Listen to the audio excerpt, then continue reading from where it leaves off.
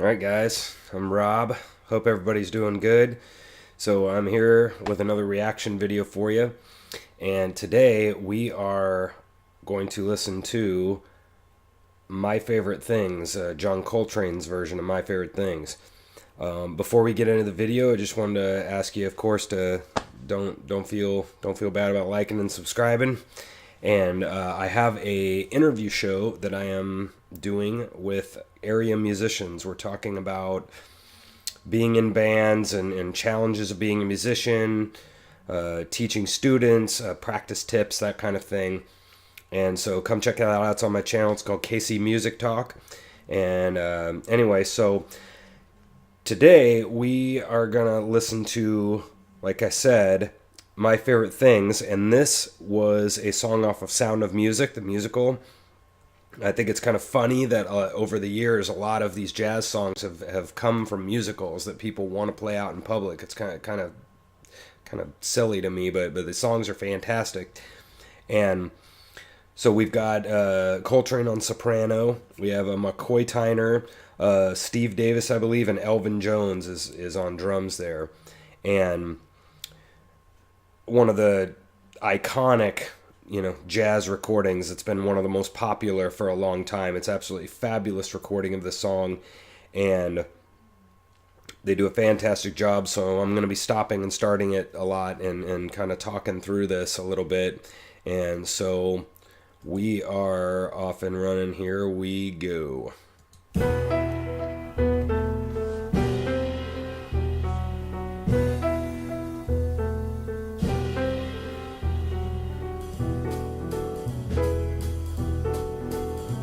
Big 6/8 going there. 1, 2, 3, 4, 5, 6.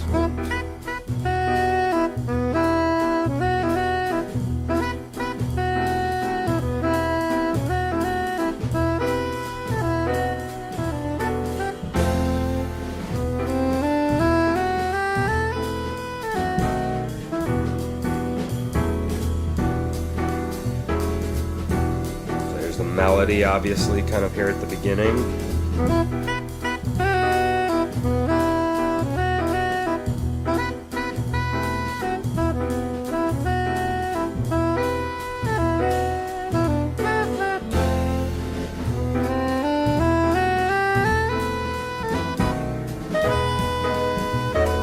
The big major section, big kind of happy section. Yeah.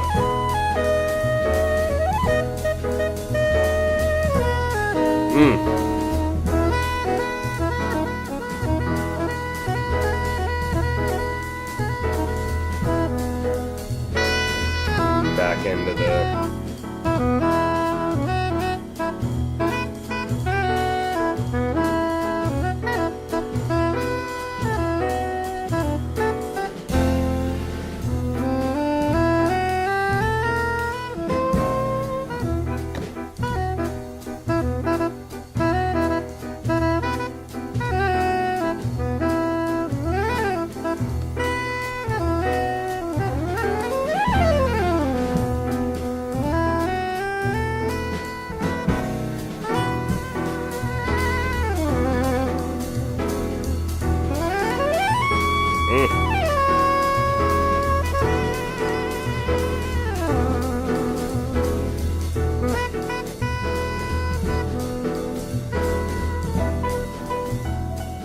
So here goes McCoy Tyner. So that was the big opening head.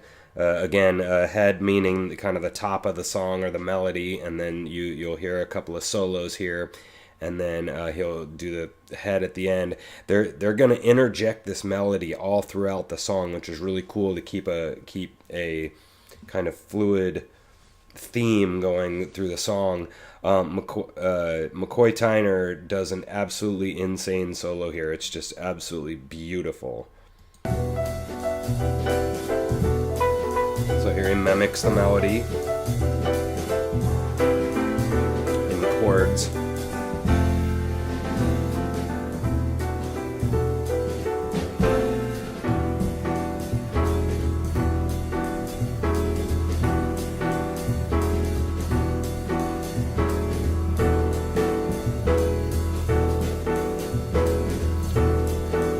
really great right here. He's using all chords and kind of sitting on this theme, right? He uses this theme throughout the song, and this is solo right now, but he's using these chords and kind of not giving you too much right now. Kind of goes up on his chords there, up in range to higher.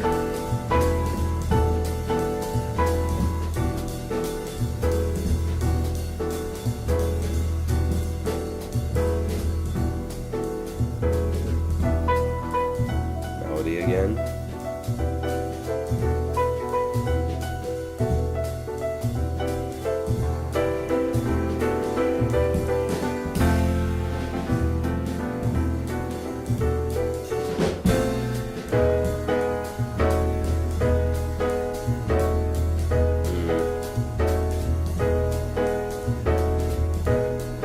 Again, another thing you'll notice is the bass and drums here, especially the bass, is doing kind of an annoying drone. He's kind of given this I mean, we have to have a bottom there. You have to hear that bottom sound, but he is not doing the Steve Davis isn't doing the chord changes with that you usually hear in the song, but he's giving this bottom presence there, and and also the drums are really getting out of the way of the solo. So again, you can hear the solo very, very clearly right here. They're doing a fantastic job of playing very musically.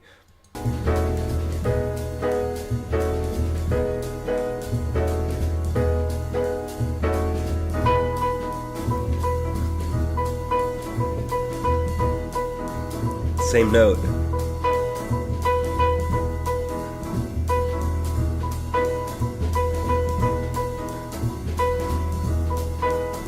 And notice what he did right there. He played the same note. The simpleness of this solo always blows my mind. He sat there for almost 20 seconds and played the same note. But what he did was the note wasn't interesting, but he did some interesting rhythms with it. Right? He was doing some kind of syncopated, repetitive rhythms on it, and it sounded really nice.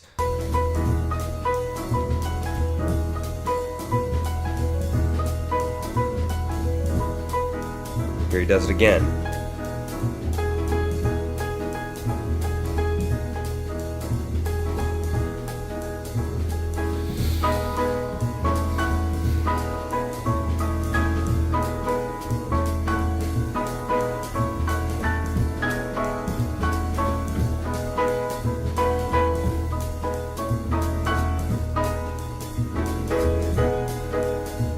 Now he's back to the chords again. He's never in a hurry with this solo. He plays some stuff and then gives it some pretty, good 4, 8 bar, 16 bar space there, and then plays another thing, gives it some space, plays space, Does a fabulous job of not giving it to you too fast.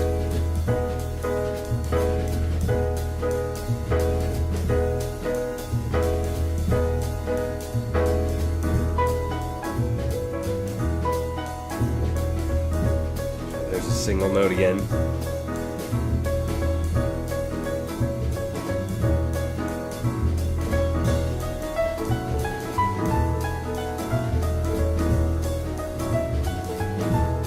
Rolls.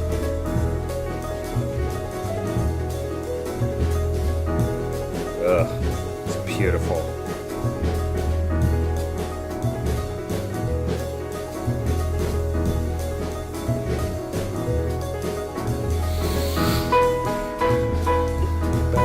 Bam, bam, bam, bam, bam, bam, bam, bam, bam.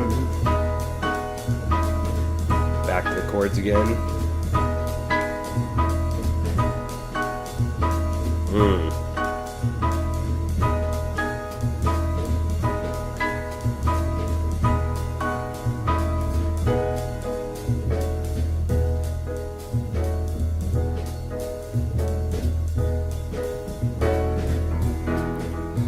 Back to the theme, sort of.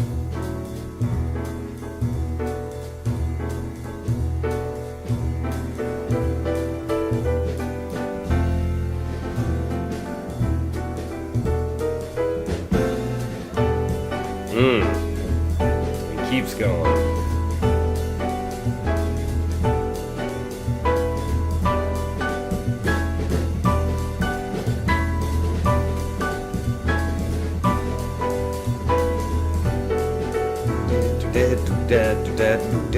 That's rhythm's good rhythm.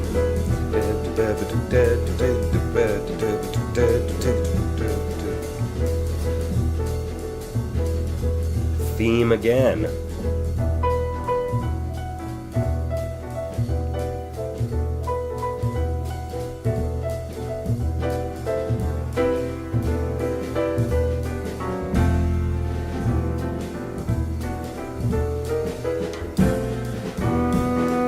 Saxophone.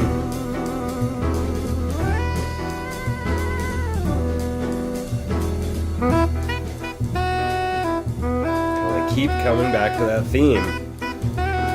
Really good through line through the song.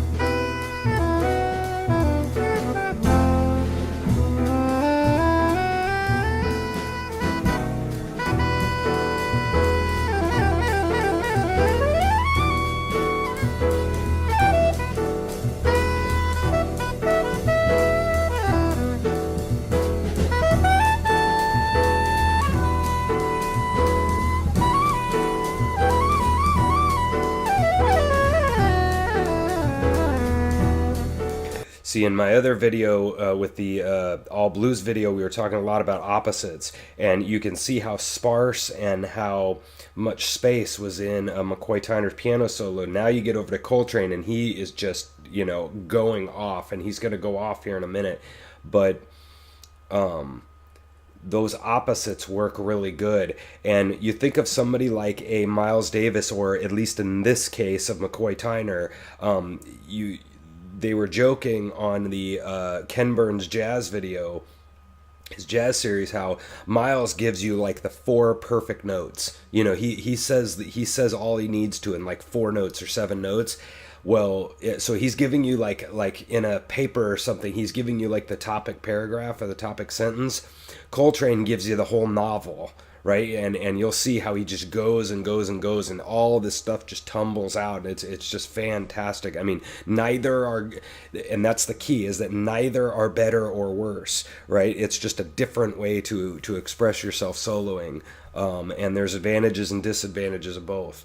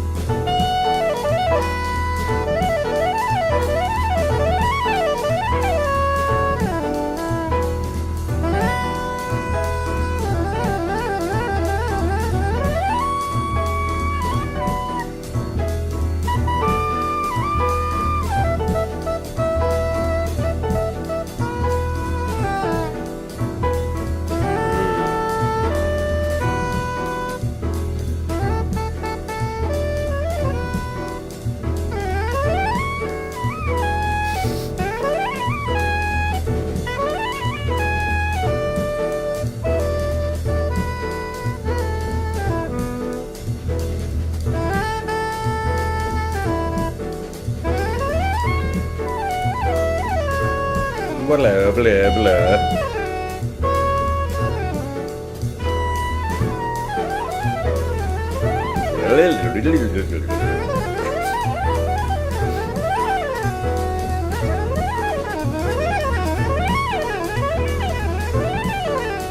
Whoa.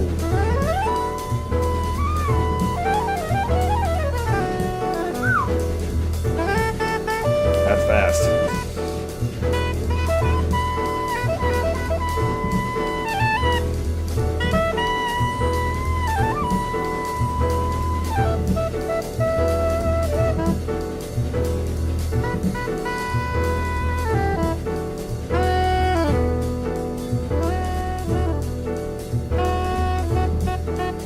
Brought it down, and then he comes back into the theme again.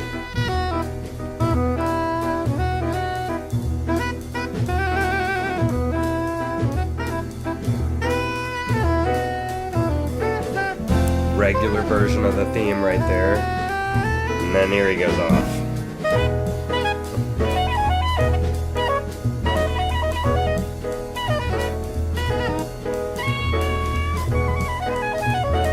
Oh!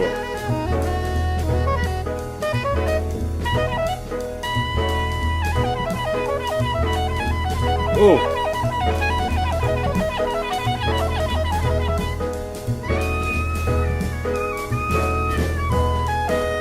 Oh, yeah, listen to that again. That was a good one right there. So, I mean, he just like squeezes it out. He can't even help it. You know, like, or is that? He does that.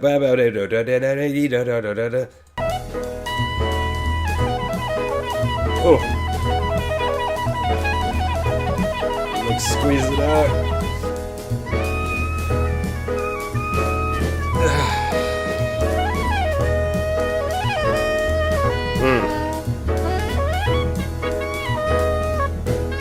All the squeaks crack me up.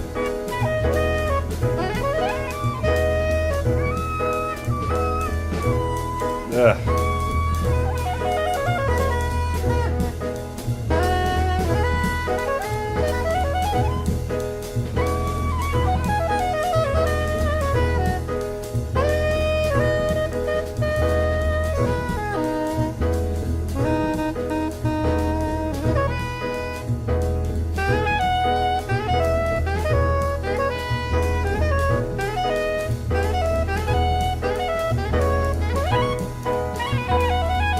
I think he does the squeeze thing again here, eh?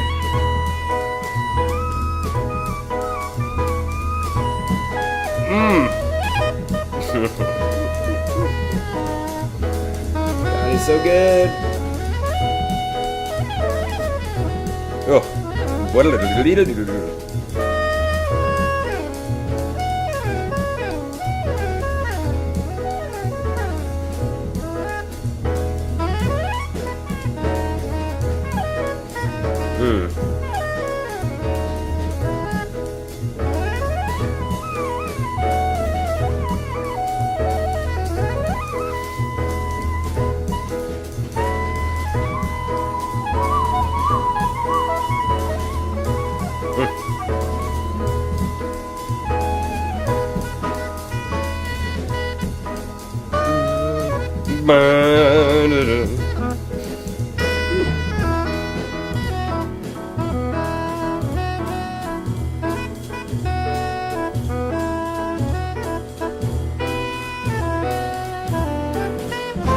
And then finally he gives the end.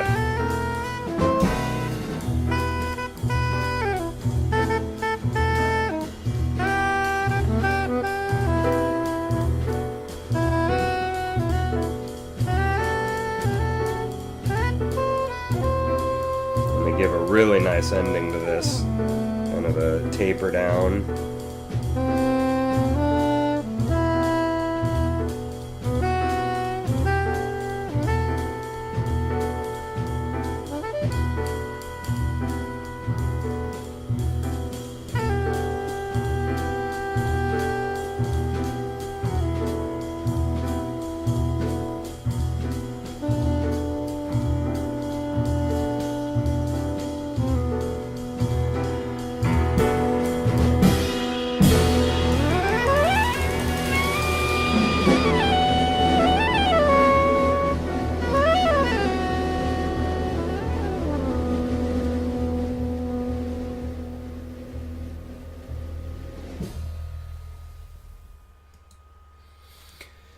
So that's a fabulous recording. I mean, that's as good as it gets right there. The my favorite things. Just thinking about the idea of that phrase, my favorite things. The thinking about the happy part of that song. There's this really interesting dichotomy there, because on the original version in Sound and Music, the song's not ridiculously dark, but it's a little dark. But here you could tell there's parts of that was a little bit sadder, and then there's this happy parts in where they go into the big major chord section. And I think that's kind of interesting how some people have the attitude of, well, my favorite things, well, maybe they could think of the things that they have already, or some of their favorite things like that they already own, like stuff or whatever. Or you could think of my favorite things as things that you don't already have, and maybe you're resentful of that or something. There's a lot of different ways if you just think of the phrase "my favorite things," and the interpretation of songs really cracks me up. How somebody could look at something and think of that thing as very happy or meaningful or whatever, and then other people can look at that song as like, I wish, sort of, I wish I had that, and they could see a whole different attitude towards even a name of a song like that. So hope you guys enjoyed that. We'll be back with many more of these, a lot of my favorite songs. Not my favorite things, but I'll be back with reacting to a lot of my favorite songs. So, and some new stuff, some old stuff, some really well-known stuff. And anyway, there you go. See you guys later.